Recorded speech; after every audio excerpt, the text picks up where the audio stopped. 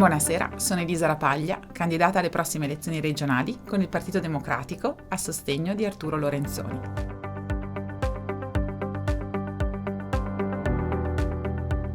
Il Veneto è da 3 anni la regione che ha consumato più suolo e con i cambiamenti climatici sappiamo tutti quanto invece bisogna fare prevenzione sul nostro territorio. Prevenzione va fatta anche per la salute di tutti noi.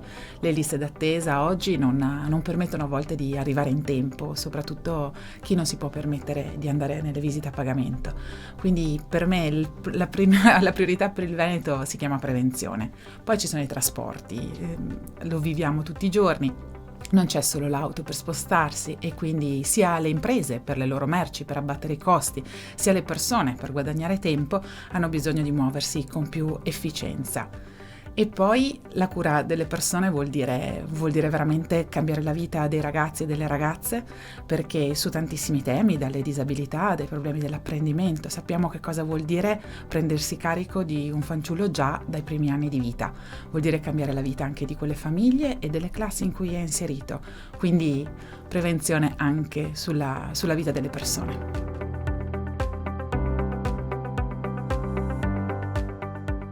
Allora, sicuramente un'economia che guarda uno sviluppo sostenibile è la chiave di volta. Inoltre la conoscenza e quindi una regione che investa sullo studio, sulla formazione, sul diritto allo studio, perché le imprese ne beneficiano se c'è innovazione. L'innovazione viene dalla conoscenza.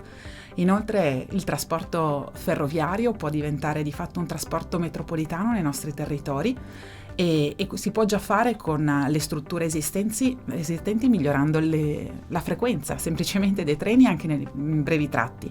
Quindi si tratta di un cambio di mentalità su questo. Noi ci vogliamo spostare con efficienza, non per forza è la macchina. Vediamo che cosa vuol dire anche per la nostra salute potersi muovere in sicurezza sulle piste ciclabili, e dalle piste ciclabili deriva anche un forte indotto turistico. Per esempio, la Regione Veneto invece ha sempre pensato che il turismo fosse centrale su Venezia. Nel nostro territorio non ha mai fatto pianificazione, lo vediamo in questo momento di Covid, quindi ha vissuto di rendita. Invece vediamo regioni che hanno creduto molto di più nel turismo come sviluppo, sostegno dei territori e anche della cultura, perché sicuramente le risorse possono venire anche da lì.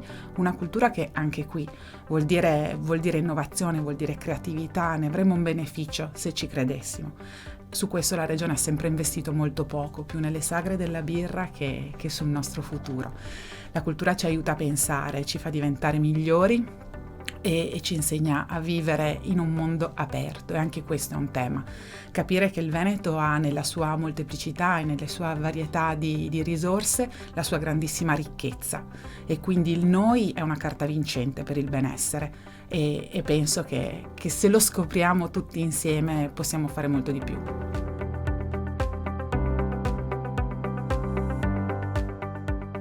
Allora, molti dei progetti di cui mi sono occupata in comune a Verona, dove sono amministratrice da 13 anni, riguardano l'infanzia, riguardano il sociale, riguardano la scuola e l'ambiente. E tutte queste tematiche sono tematiche già di competenza regionale per molti aspetti, e quindi io vorrei andare a trovare più fondi e anche dimostrare numeri alla mano che cambiare si può. Fare prevenzione vuol dire spendere meglio le nostre risorse, è di fatto un'applicazione dell'autonomia che abbiamo già, usare meglio le risorse in campi decisivi sulla qualità della vita delle persone e del nostro territorio e quindi delle nostre comunità. Quindi voglio arrivare in regione per avere titolo e diritto di guardare quei numeri e dimostrare a tutti tramite quei numeri che cambiare vuol dire migliorare la qualità della nostra vita.